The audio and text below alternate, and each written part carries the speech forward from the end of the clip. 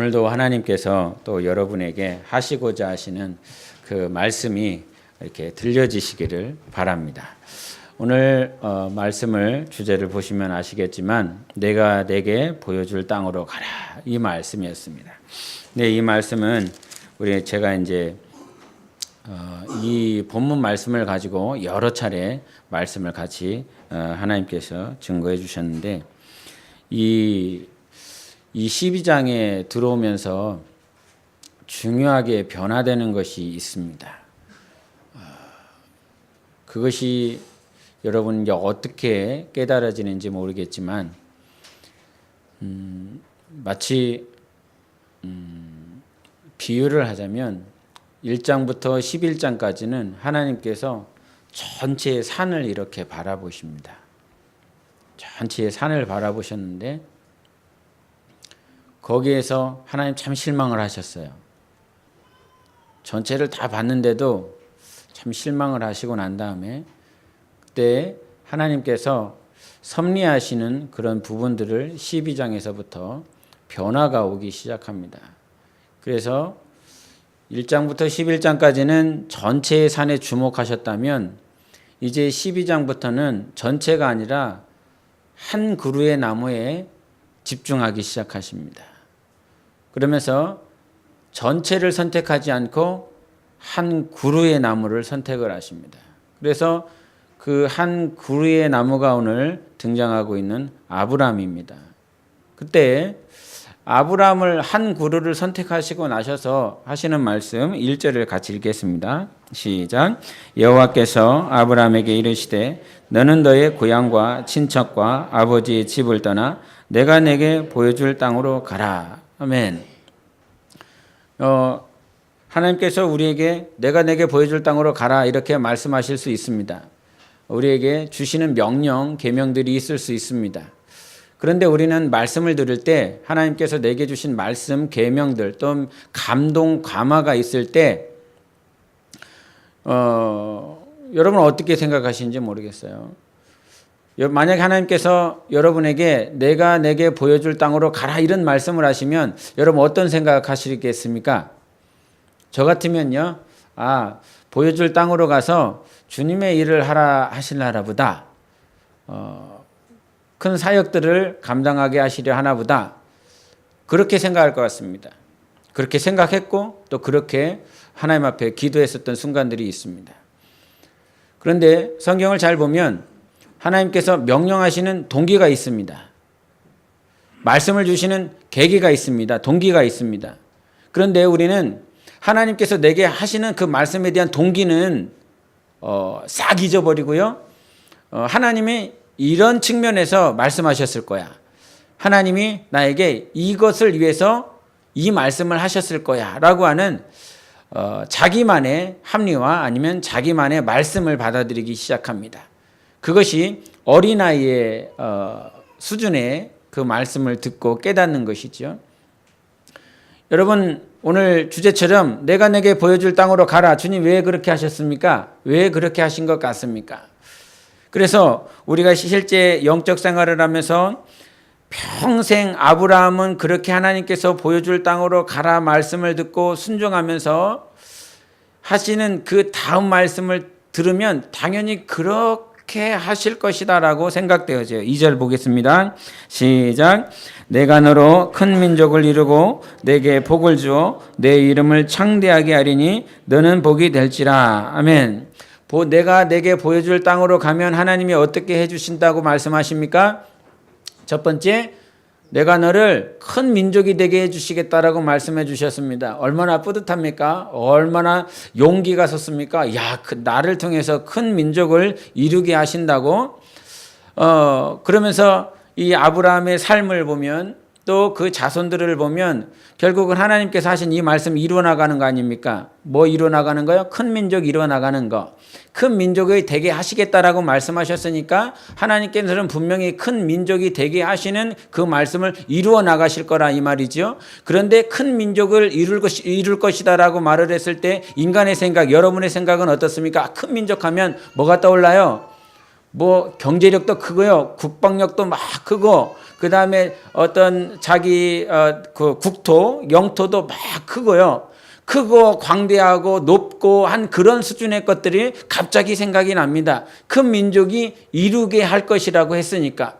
그런데 이 구약의 삶을 통해서 구약의 전체 시간들을 보면 그 구약을 통해서 결정적으로 큰 민족이 이루어져 있겠다라고 하시는 그 나라, 큰 민족이 되게 하겠다라고 하는 그 나라의 이름은 무엇으로 결정이 됩니까? 끝납니까? 그 하나님께서 말씀하신 그 나라, 큰 민족은 이스라엘로 맞춰지게 됩니다. 이스라엘이에요. 그런데 여러분 이스라엘 한번 생각해 보세요. 이스라엘이라고 하는 그 나라는 전라남북도 크기만 하다고 그래요. 다윗 한번 생각해 볼까요?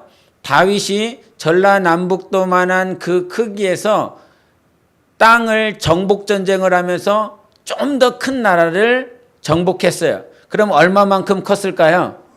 제가 봤더니 전라남북도에서 약간 충청도 조금 더 올라갔을까? 아니면 경상도 오른쪽으로 조금 더 갔을까의 크기예요. 즉 다윗이 위대한 왕인데, 다윗이 그 이스라엘에서 가장 위대하고 믿음 있는 왕인데, 그 왕이 영토적인 측면으로 보면 전라남북도에서 조금 더 큰 땅, 그거 다스린 거예요. 그러면 하나님의 입장에서 크다라고 하는 그건 무엇일까? 위대하다라고 하는 말은 무슨 말일까? 결국은 아브라함을 통해서 하신 그 말씀이 큰 민족이 이루어진다라고 그랬을 때 하나님께서 예수 그리스도를 이 땅에 보내시고 나셔서 야, 너 이스라엘이야, 이런 말씀을 하셨습니다. 너는 이스라엘이다. 누구에게 그랬습니까? 나다나엘에게 그랬습니다. 아브라함에게 약속하신 큰 민족, 그 큰 나라, 그것이 결국은 이스라엘로 끝나는데, 그 이스라엘로 끝났을 때 예수님께서 오셔서 나다나엘에게 빌립이 가서 말합니다. 하나님께서 선지자를 통해서 모세를 통해서 말씀하신 그 일을 만났으니 바로 이가 나사렛 사람 예수다, 이런 말을 합니다. 그때 나다나엘이 하는 말이 나사렛에서 선한 이가 어떻게 날 수 있겠느냐. 그러면서 빌립이 나다나엘을 끌고 옵니다. 끌고 오는 그 모습을 보면서 예수님께서 이는 간사함이 없다, 이는 참 이스라엘 사람이다, 이런 말씀하여 주셨습니다. 그때에 나다나엘이 당신은 정말 이스라엘의 임금입니다, 이런 고백을 합니다. 주님의 고백이 그래요. 네가 참 이스라엘 사람이야, 네가 참 간사함이 없구나, 이런 고백을 합니다. 하나님께서 우리에게 이루시고자 크다, 위대하다, 높다, 뭐 그런 많은 수식어들을 이스라엘을 통해서 보여주시고 나타내 주시는데, 정말 하나님께서 우리에게 요구하시는 이스라엘, 큰 민족이 되었었던 이스라엘, 어떤 크다라고 하는 그 개념을 여러분 세상에서 찾지 마세요. 세상에서 찾으면 큰일 납니다. 위대한 민족, 큰 민족이 되겠다라고 하는 것을 세상에서 보여지는 그 크기를 가지고 찾으면 여러분 신앙생활 망하는 겁니다. 절대적으로 망하는 것입니다. 크다라고 하는 표현을 우리 계시록에서 다시 한번 보여주시는 말씀이 있습니다. 한번 보시겠습니다. 계시록 21장입니다. 계시록 21장 12절입니다. 계시록 21장 12절 같이 읽겠습니다. 시작. 크고 높은 성곽이 있고 12문이 있는데 문에 12천사가 있고 그 문들 위에 이름을 썼으니 이스라엘 자손 12지파의 이름들이라. 아멘. 새 하늘로부터 새 땅으로부터 크고 높은 성곽이 내려왔습니다. 그런데 성곽이 중요한 것이 아니었어요. 크고 높은 성곽, 벽체, 그랬던 성곽이 중요했었던 것이 아니에요. 정말 크고 높은 그 성곽, 그 성이 내려왔을 때 그 성에 무엇이 있었다는 거예요? 그 문에 뭐가 있었다는 것입니까? 이스라엘 12지파의 이름들이 있다는 거예요. 하나님이 기억하시는 건 그 성곽이 아니었어요. 크고 높은 성곽이 아니라 하나님께서 오늘 우리에게 가르쳐 주시고 이 계시록을 통해서 보여주시고자 하셨다는 것은 12지파의 그 이름이 있더라라고 하는 말씀이었어요. 그리고 한 절 더 우리 한번 14절 보시겠습니다. 14절 시작. 그 성의 성곽에는 12기초석이 있고 그 위에는 어린 양의 12사도의 12이름이 있더라. 아멘. 12절과 14절의 차이는 무엇입니까? 동일한 성곽이에요. 동일하게 크고 높은 성곽이 있었어요. 근데 그 성곽에는 그 하나에는 12지파의 이름이 있었고 또 하나에는 뭐가 있었습니까? 12사도의 이름이 있었습니다.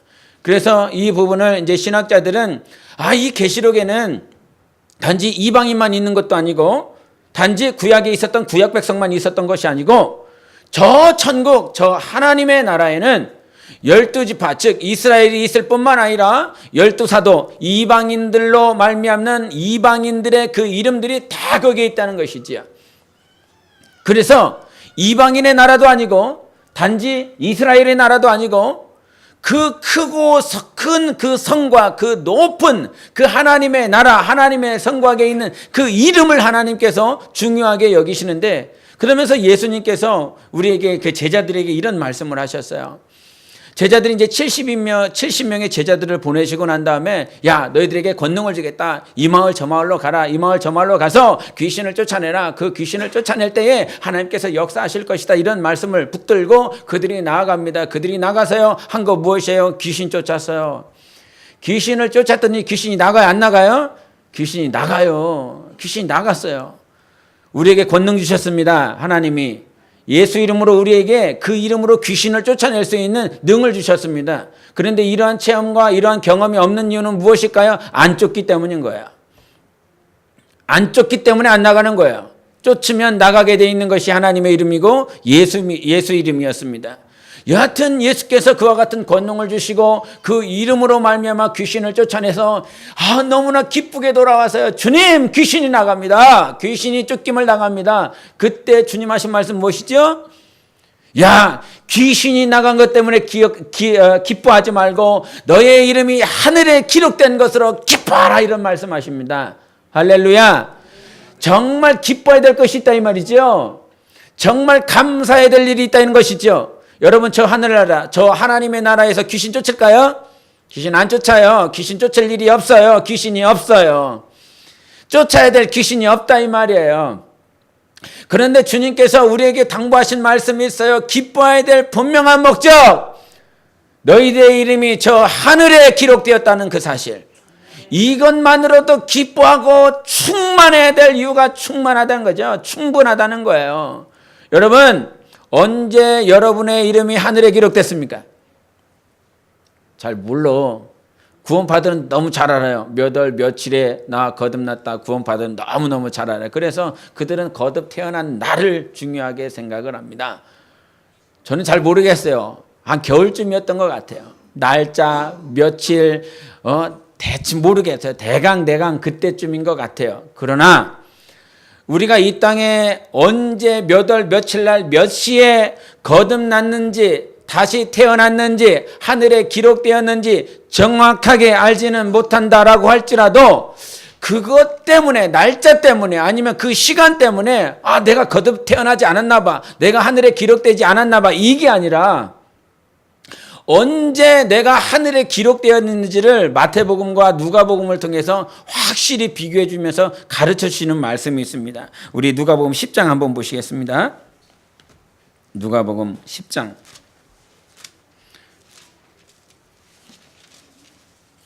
우리 10장 20절과 21절 보시겠습니다. 누가복음 10장 20절과 21절입니다. 같이 읽겠습니다. 시작. 그러나 귀신들이 너희에게 항복하는 것으로 기뻐하지 말고 너희 이름이 하늘에 기록된 것으로 기뻐하라 하시니라. 그때에 예수께서 성령으로 기뻐하시며 이르시되 천지의 주제이신 아버지여, 이것을 지혜롭고 슬기 있는 자들에게는 숨기시고 어린아이들에게는 나타내심을 감사하나이다. 옳소이다. 이렇게 된 것이 아버지의 뜻이니이다. 아멘. 지금 여기서 무슨 얘기하고 있냐면요, 마태복음에도 동일한 이 말씀이 있어요. 마태복음 11장에 우리가 수고하고 무거운 짐진 자들아 다 내게로 오라, 이 말씀 바로 전에 25절부터 21절에 있는 말씀을 동일하게 말씀을 하세요. 아버지께서 기뻐하시는 자에게 아들로 말미암아 계시하셨다, 가르쳐 주셨다. 그런데 이것들을 어린아이들에게 가르쳐 주셨다. 이 말씀을 동일하게 하십니다. 근데 그 말씀 바로 하기 전에 어떤 말씀이 있냐면 고라시나 베세다야 가버나움아 회개해라. 이런 말씀하십니다.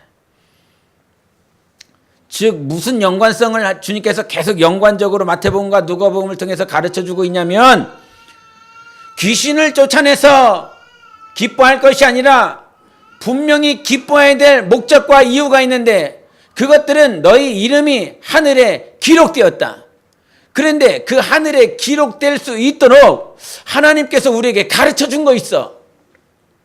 그게 뭐냐면 회개한다는 거예요. 여러분 회개를요 내가 스스로 한 것이 아니라 하나님이 가르쳐 주신 거예요. 회개할 수 있는 영으로 우리를 가르쳐 준 거예요.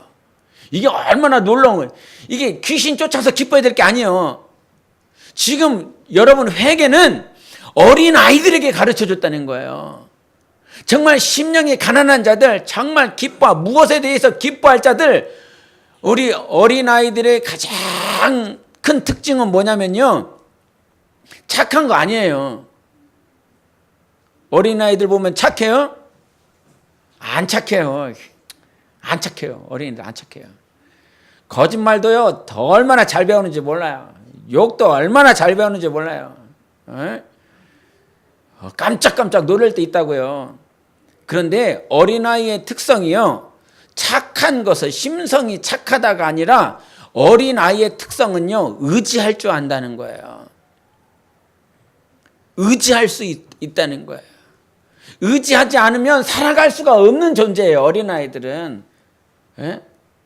우리 지금 서영 형제 뒤에서 애 보고 있잖아요. 말씀드려야 되는데. 예?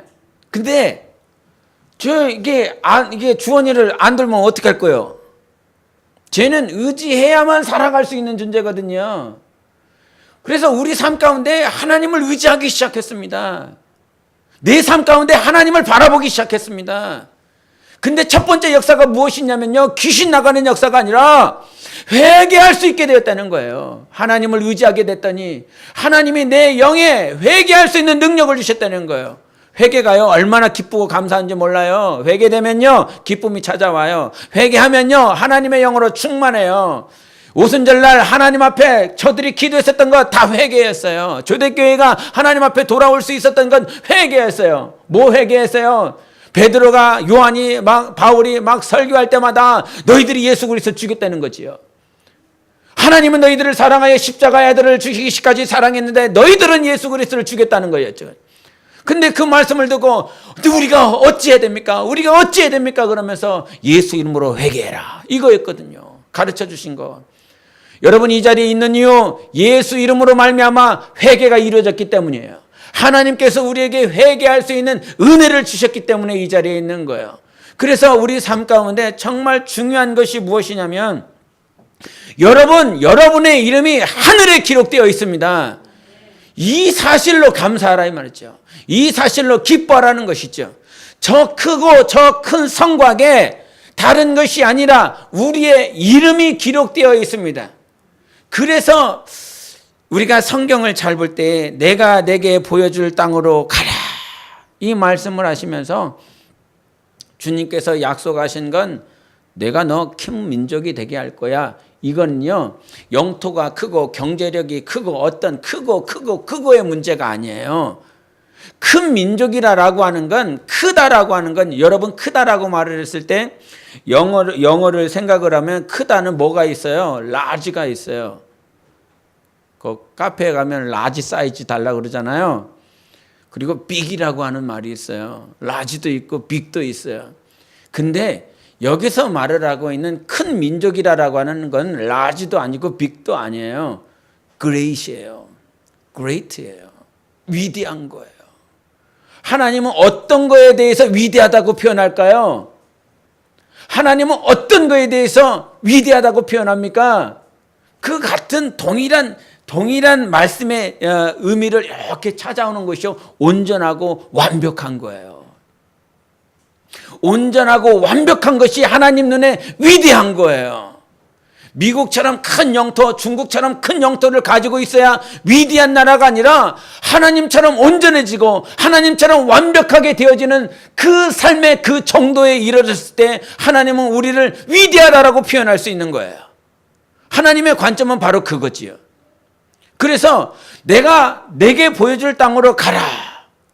순종하는 삶을 살아갈 때, 그와 같은 삶을 살아갈 때 하나님은 우리가 하나님 눈에 하나님이 보시기에 온전한 자로, 완전한 자로, 그레이트한 위대한 민족, 위대한 영성을 가진 자로서 우리의 삶을 바꿔주시고 변화시켜 주시는 거예요. 그런데 오늘 말씀을 잘 보면 하나님이 어떤 자를 부르셨는지를 여러분 잘 보세요. 하나님이 어떤 자를 불렀는가. 우리 고린도전서 한번 1장 여러분 다 아시는 말씀인데 한번 보시겠습니다. 고린도전서 1장 26절 보시겠습니다.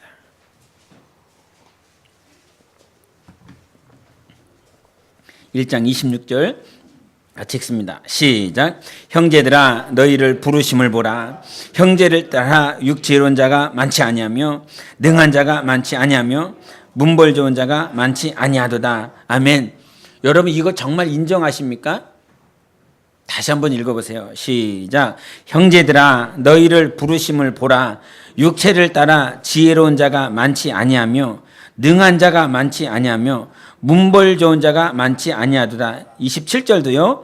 그러나 하나님께서 세상에 미련한 것들을 택하사 지혜 있는 자들을 부끄럽게 하려 하시고 세상에 약한 것들을 택하사 강한 것들을 부끄럽게 하려 하시며. 여러분 정말 이 말씀을 인정하십니까? 크게 아멘 해보세요. 아멘. 정말 이 말씀을 인정하셔야 됩니다. 우리 금요기도 때 우리 전사님이 말씀 전했잖아요. 말씀 전하면서 감사하라 감사하라 감사하라 이런 말을 했어요. 그러면서 만약에 저 전도사님이 아니고 온전하고 멋있고 말 잘하고 말 잘 못했다는 게 아니고 안 멋있다는 게 아니고 또 시험 들까 봐 말 잘하는 사람이, 멋있는 사람이, 지혜 있는 사람이, 세상적으로 정말 알아주는 사람이 이 자리에 서서 여러분 감사하세요 이런 말 했다라고 그런다면 잘 안 왔을 것 같아요. 근데 감사하라고 하시는 그 말을 전하는 이가 하나님이신데 그 하나님께서 지금 쓰고 있는 사람이 감사할 수 없는 사람이 힘들어 고난 가운데 있는 사람이 이런 말을 하면 안 되는 사람이 전하고 있더라 이 말이죠. 그러니까 뭐예요? 나는 감사할 일들이 차고 넘쳤어. 나는 감사해야 될 일들이 있어. 그럼에도 불구하고 비록 상대적이지만 나는 왜 감사가 안 되나, 나는 왜 기쁨이 안 되나 그러면서 주님 앞에 회개를 시키는 모습들이 있었습니다. 우리가 여러분을 좀 인정해야 돼요. 너 지혜 없다고, 너 무지하다고, 너 문벌이 있는 것도 아니고 그런 자를 주님께서 불러주신 것에 대해서 감사하라 이 말이에요. 없다고, 정말 없다고, 아무것도 없다고, 에? 가진 것도 없고 들은 것도 없고 배운 것도 없고 소유한 것도 없어. 그런데 하나님은 불러주시더라 이 말이에요. 아무것도 없는데 불러줘. 오늘 아브라함이요 어떤 존재입니까?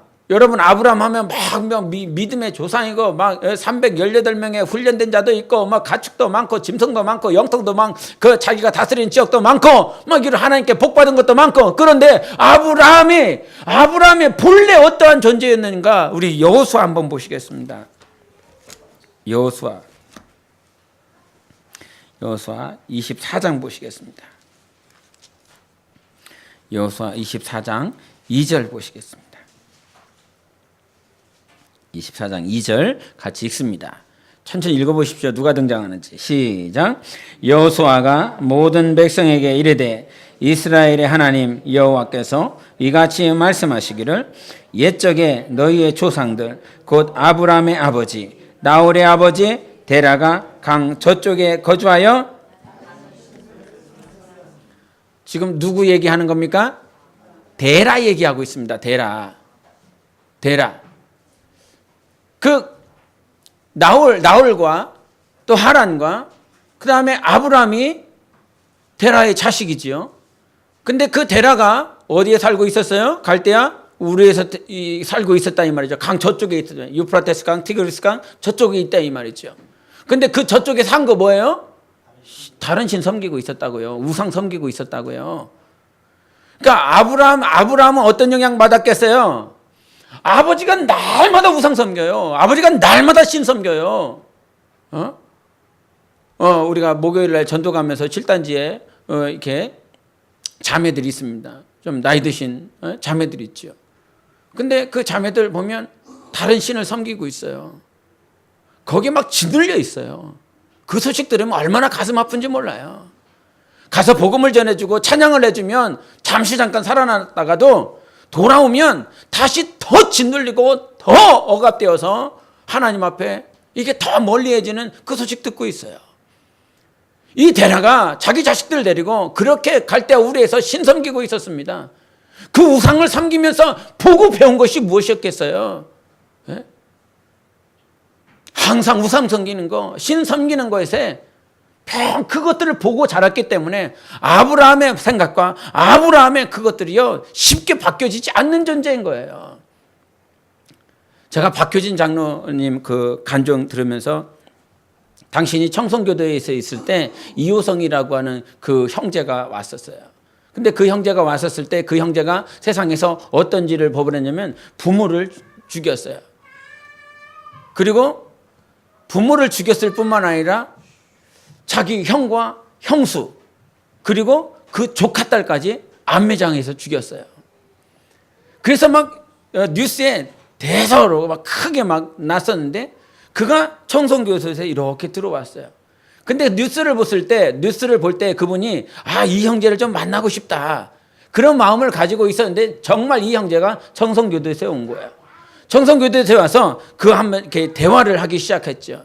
대화를 시작했는데 이 형제는 이 척추 연골이 뒤에가 다 녹아져 내린 형제예요. 즉 장애인이라는 거예요. 힘을 쓸 수가 없는 형제라는 거예요. 그래서 이 형제를 만나자마자 야, 너 왜 그 짓을 했냐? 그랬더니 이 형제가 한 행동이요. 몸을 확 돌려버리더니 박효진 장로를 보지도 않고 벽을 보기 시작했더래요. 근데 벽 보기 시작했는데 그 벽을 보면서 얘가 왜 이러나 그랬더니 이 형제 하는 행동이 계속 그 수감실에 있었던 동서남북에 있는 벽을 계속 두리번 보더라는 거죠. 이놈이 확실히 미친놈인가 보다. 미쳐갖고 확실히 그 짓거리를 한 모양이다. 그래갖고 이 미친놈인가 보다 이렇게 생각을 했는데 그 안에 계신 성령님께서 그래도 이놈이 이상하다 그랬는데 자기가 들었었던 말씀이 있으니까 귀신이라고 하는 존재에 대해서 알고 있으니까 얘가 지금 뭘 보고 있는 모양이다.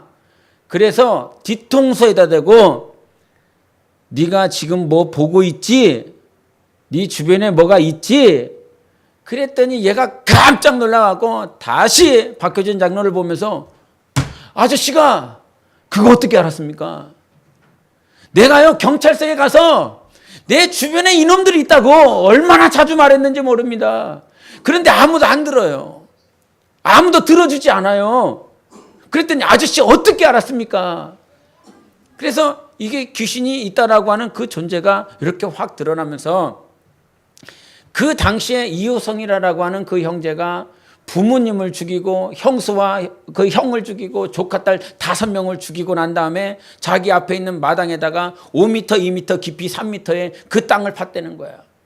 근데 경찰 사람들은 아무도 안 믿어주더라는 거예요. 네 지금 척추 연골이 내려앉아갖고 힘도 못 쓰는데 장애인이 어떻게 5m, 2m 깊이 3m를 파갖고 5명을 끌어다가 거기다가 묻을 수 있느냐. 공범이 있으니까 공범을 빨리 말을 해라. 결국 그 얘기 계속하다가 아무도 안 믿어주고 결국은 사형서가 돼서 들어왔는데 이제 그걸 아니까 그 박효진 장로한테 자기가 그 얘기 한다는 거죠. 내가 삽 가지고 땅을 파기 시작하는데 이 귀신놈들이 이 상에 이 삽자루에 올라가고 내가 한번 뚝 파면 그놈들이 올라가고 푹 파더라는 거죠. 나는 힘도 안 쓰는데 이놈들이 다 힘을 쓰면서 나는 그 힘도 안 쓰는 땅이 저절로 팍팍 파지더라는 거죠. 그래갖고 결국은 5m, 2m, 3m를 파서 5명을 다 끌어내갖고 자기 힘으로 끌어낸 게 아니라 귀신들이 도와줘서 다 그거 안매장했다는 거죠. 근데 그 당시 얘기를 할 때도 주변에 귀신들이 가득 차 있다는 거죠. 그래갖고 이 박효진 장로도 깜짝 놀라갖고 그다음부터 할 수 있는 게 아무것도 없어요. 방언기도 하기 시작했다는 거예요. 방언기도를 랄랄랄랄랄라 하니까 수감실 저쪽 저벽에서 교도관들이 무슨 일이 났나 싶어갖고 몽둥이를 들기 와서 왔다는 거죠. 무슨 일이 났나 보다 했는데 장로는 계속 랄랄랄랄랄랄랄라 하고 있고 이 형제는 뒤에서 막 두리번거리고 있고 한쪽 손은 이게 박효진 장로는 들어오지 말라고 랄랄랄랄랄랄라 완전히 코미디죠. 그런데 그렇게 기도하고 결국은 귀신들 다 나갔다는 거예요. 근데 귀신 다 나갔을 때 당신에게 이 증상이 있더라는 거야. 그 당시에 얘기할 때는 머리가 아프고 막 머리가 혼란스러웠는데 어느 순간 계속 방언기도 하다 보니까 머리가 갑자기 빵 하고 시원해지더래요. 그러니까 뭔 일인가 싶은데 그 이효성이라고 하는 형제가 얘기해 드리는 거예요. 아저씨 다 갔어요. 아, 그래서 지금 내가 시원한 거구나. 그래서 내 마음이 뻥 뚫렸구나. 그래서 내 마음이 평안하구나. 그거 알았대요. 그제서야 알았대요. 방언기도 열심히 하세요. 기도 열심히 하세요. 내 마음에 평안이 없을 때, 내 마음이 답답할 때 기도하세요. 내 안에 예수 이름이 있습니다. 귀신들 다 떠나갑니다. 그런데 지금 이 얘기 왜 하냐면요. 그렇게 그 귀신들이요, 그 이효성이라고 하는 형제한테 죽여라 계속 그랬다는 거예요. 결국은 그 말을 이길 수가 없어서 죽여버렸고 그렇게 안매장해서 사형수가 됐다는 거예요. 우상을 섬기고 귀신에게 억눌려 있고 하나님의 뜻은 무엇인지 모르는 자를 부르시고 난 다음에 내가 내게 보여줄 땅으로 가라 이렇게 말씀하셨고 너희가 그와 같이 순종을 할 때 큰 민족이 되게 해줄게.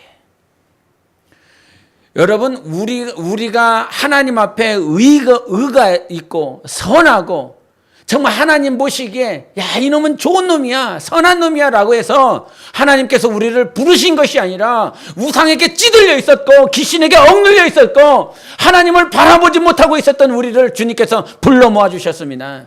그 부르심 가운데 내가 내게 보여줄 땅으로 가라.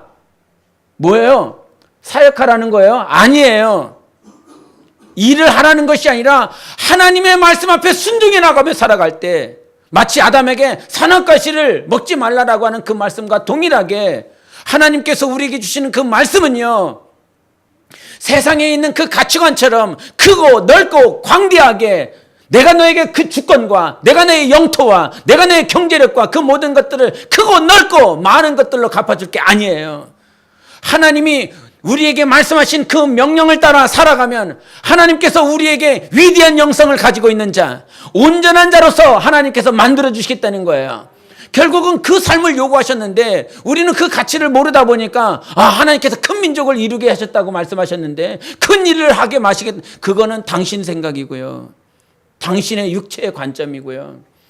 하나님이 정말 원하시는 거는 크고 높은 그 성곽에 예수 이름으로 말미암아 나의 이름이 그 자리에 있기를 원하는 거예요.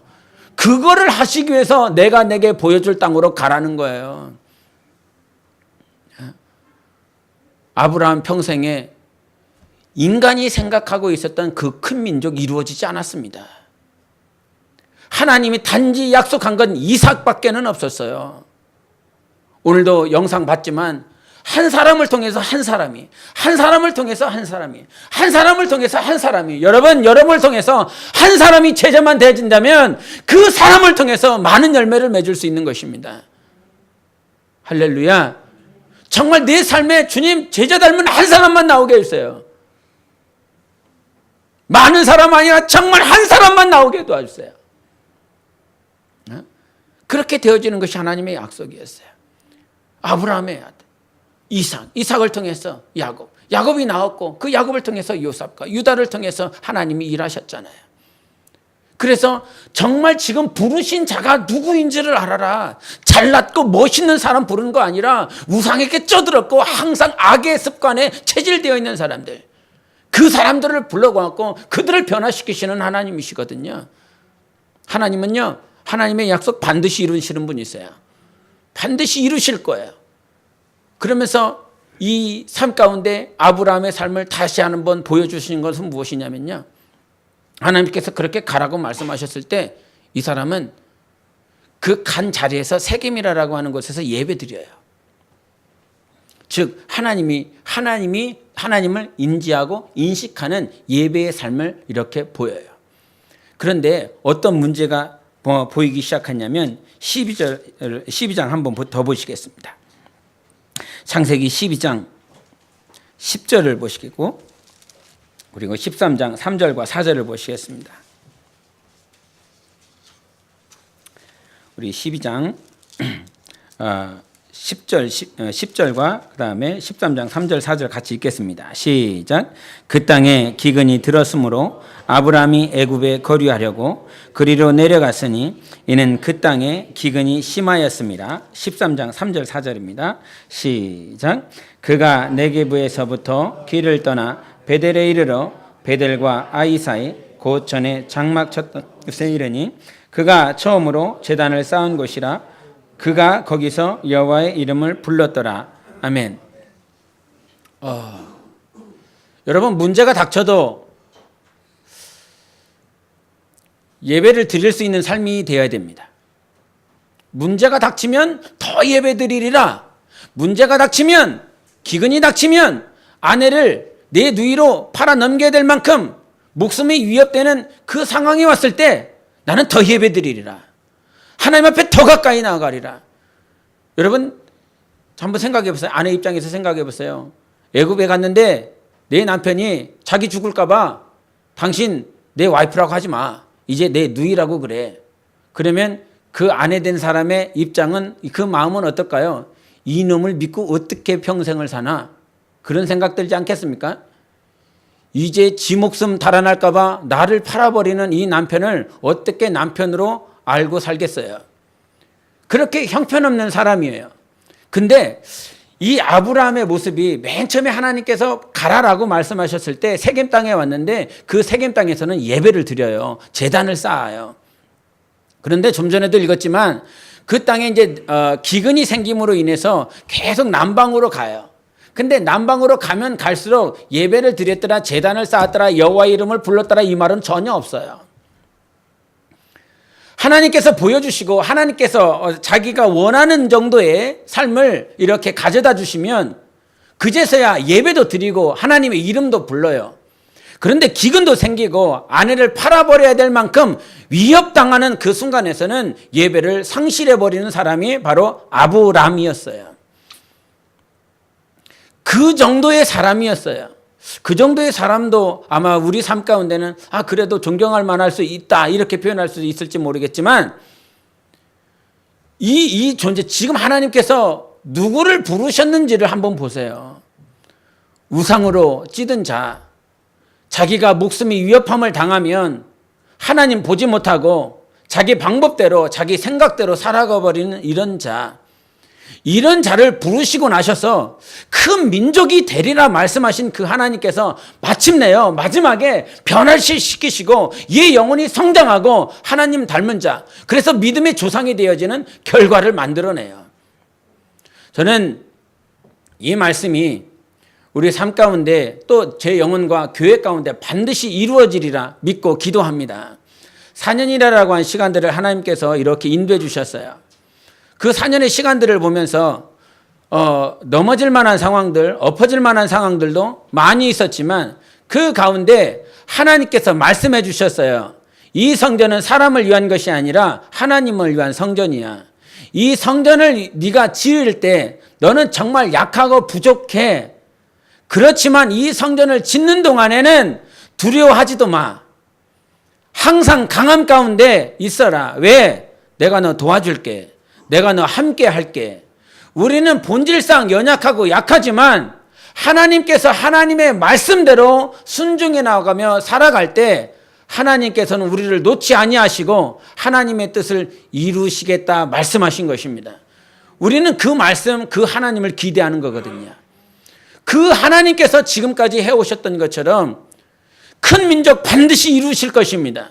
우리 영혼 가운데, 우리 삶 가운데, 내 영혼에 반드시 이루어내실 거예요. 큰 민족이 뭐라고요? 광대한 거 아니라고요. 높은 거 아니라고요. 반드시 하나님을 닮은 자로, 주 예수 그리스도를 닮은 자로 하나님께서 내가 내게 보여줄 땅으로 나아가 순종할 때 하나님께서 그렇게 만들어내실 것입니다. 그렇기 때문에 그 약속을 붙들고 살아가야 되는 거예요. 뭐 붙들고 살아가라고요? 하나님이 나에게 큰 민족 이루겠다고 약속하신 그 말씀 붙들고 살아가라고요. 그 말씀이 있어야 살 수 있는 거예요. 그 말씀을 붙들고 살아가야 예배가 되는 거예요. 어떤 문제가 닥쳐도, 어려움이 닥쳐도 하나님께서 하시겠다고 하셨으니까, 하나님께서 만드시겠다고 하셨으니까 그 약속 때문에 여러분이 승리하시기를 바랍니다. 그래서 과거에 아브라함을 선택하신 것처럼 하나님이 우리 선택했어요. 영원전부터 하나님께서 우리 예정하셨어요. 그래서 요한복음에 이런 말씀을 있습니다. 요한복음 15장 16절에 너희가 나를 택한 것이 아니요 내가 너희를 택하여 세웠다. 19절에 이런 말씀이 있습니다. 너희가 세상에 속하였으면 세상이 자기의 것을 사랑할 것이나 너희는 세상에 속한 자가 아니요 도리어 내가 너희를 세상에서 택하였기 때문에 세상이 너희를 미워하느니라. 여러분, 하나님께서 우리 선택하셨습니다. 택해서 불러 모아주셨고요. 로마서 12장에는 하나님의 은사와 부르심에는 후회함이 없다라고 말씀해 주셨습니다. 아브라함을 택한 것처럼 하나님이 우리 택하셨습니다. 그 택함이 이것이 얼마나 놀랍습니까? 수많은 자들 가운데 그 당시에 인류에 얼마나 많은 사람들이 있었습니까? 그 가운데 아브라함을 부르셨어요. 근데 그 아브라함은 선한 자도 아니었고요, 의로운 자도 아니었어요. 우상의 그 도시 가운데 우상을 섬기고 있었던 아버지 밑에 있었던 아들에 불과했습니다. 그럼에도 불구하고 하나님이 그를 택해 주셨어요. 우리는 택함 받은 존재들입니다. 택했다라고 분명히 말씀해 주셨습니다. 하나님이 나를 택했습니다. 하나님이 우리를 택했습니다. 그 택함 가운데 하나님께서 위대한 영성으로 우리를 만들어 주실 것이라고, 저 크고 높은 그 성곽에 우리의 이름이 있게 만드실 것이라고, 있을 뿐만 아니라 그렇게 만들어 주시겠다라고 말씀하신 분이 우리 하나님이십니다. 그 하나님의 약속이 반드시 이루어지는 여러분의 삶이 되시기를 예수 이름으로 축원합니다. 우리 함께 이 시간 기도하실 때, 하나님, 내가 내게 보여줄 땅으로 가라. 이 말씀을 통해서 하나님, 내가 위대한 영성을 가진 자로 하나님의 나라로 그렇게 세워지기를 원합니다. 정말 머저리 같은 자요, 무지한 자요, 지혜 없는 자요, 어떤 문벌도 없는 자요, 지혜 없는 자였으나 그러나 하나님께서 우리를 부르셨습니다. 지혜 있는 자들에게, 정말 가진 자들에게 하나님의 영광을 드러낼 자로 우리를 불러 모아 주셨습니다. 내가 내게 보여줄 땅으로 가라. 그 말씀 따라 살아갈 때에 하나님 내 영혼을 변화시켜 주시고, 하나님 내 영혼이 더욱더 하나님을 닮은 자로 살아가고 하나님의 나라가 되어질 수 있도록 우리 한 번 더 예수여 치고 기도하시겠습니다. 예수여.